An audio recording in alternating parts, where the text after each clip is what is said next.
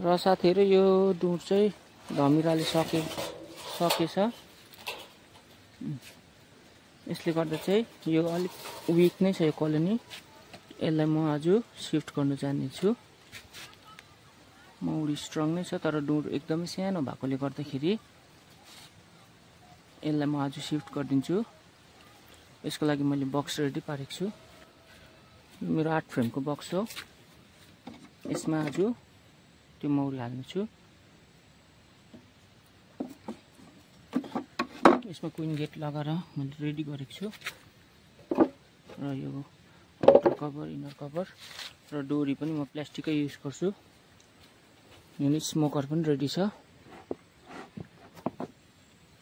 त्यसै गरी लुगा पनि रेडी छ।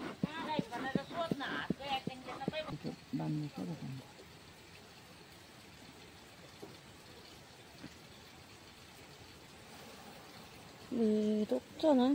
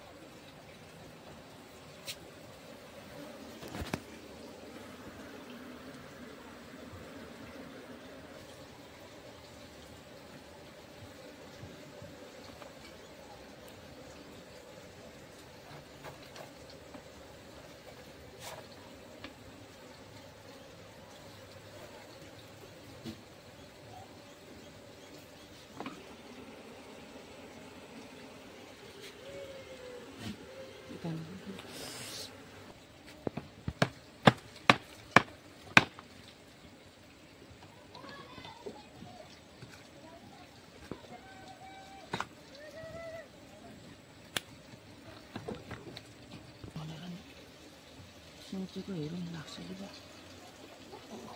माथिको मात्रै पक्रेको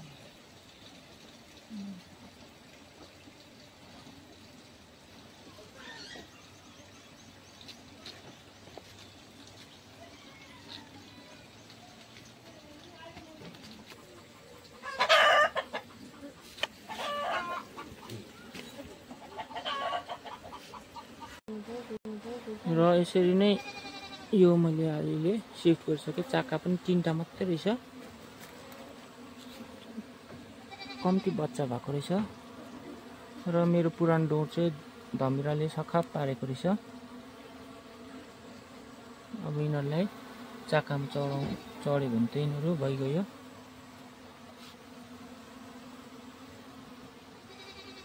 हुन्छ, थ्याङ्क यू। यो प्लास्टिक लगाएको कारण चाहिँ धमिरा यहाँबाट माथि नचरोस् भनेर हो।